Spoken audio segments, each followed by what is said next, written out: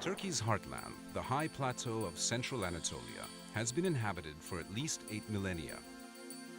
Among its most famous regions is Cappadocia, mentioned in the Bible and known today for its eerie volcanic landscape and delicious local wines.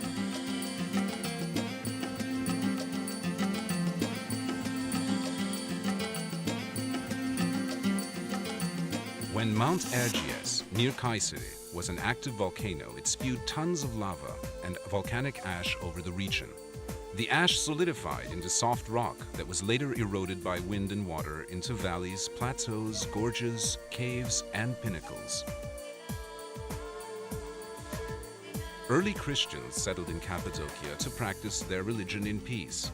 St. Paul visited here, and many monks and hermits sought the solitude of its lonely valleys filled with caves.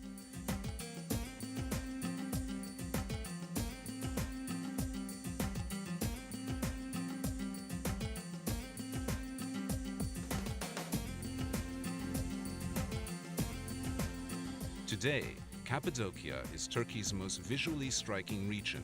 Visitors come from around the world to tour the Göreme Open Air Museum, a World Heritage Site sheltering dozens of medieval cave churches. Many of the church interiors are decorated with colorful frescoes of religious scenes.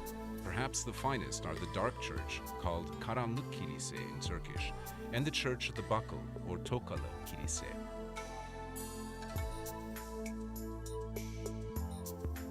Not far from Göreme is Zelve, another open-air museum. Three steep valleys come together to form this historic area, which is also filled with ancient cave churches and dwellings. The Zelve valleys were actually inhabited until the 1950s. By that time, erosion had threatened the structural integrity of many caves, and there was a risk of collapse, so the inhabitants were resettled nearby. Dominating the Cappadocian skyline is the natural fortress of Uchhisar, rising above the town of the same name. This great rock promontory, 60 meters high, was hollowed out and made into a fortress by early settlers. Today, visitors climb to the top through a system of caves and passages to enjoy the spectacular panoramic views from the top.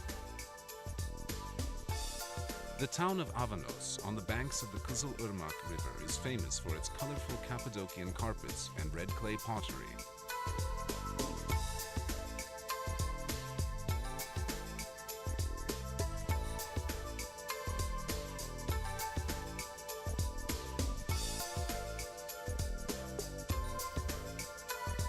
Among the strangest sights in this unusual region are the underground cities, vast labyrinths of tunnels, caves, and passages reaching 7 and 8 stories into the earth.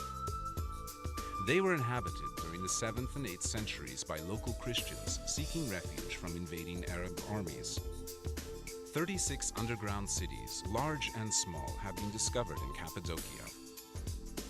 Each underground refuge has kitchens, wine and olive presses, dining halls, stables, sleeping rooms, storage areas, deep wells, ventilation shafts, and even churches.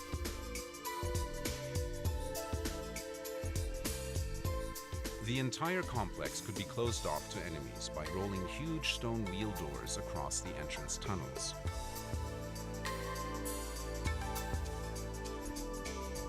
Konya, to the west of Cappadocia, was an important city in Roman times. During the Middle Ages, it was one of the chief way stations on the Silk Road, and also the capital of a flourishing empire established by the Seljuk Turks.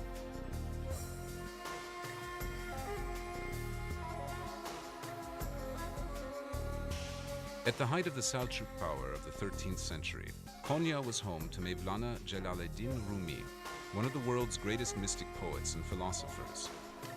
Rumi's disciples became the whirling dervishes, Sufi mystics who seek spiritual communion with God through a captivating circular dance.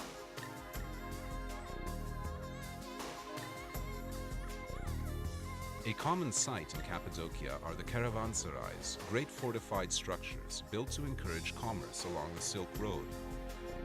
Wealthy Seljuk Turkish benefactors, both men and women, provided funds to build them.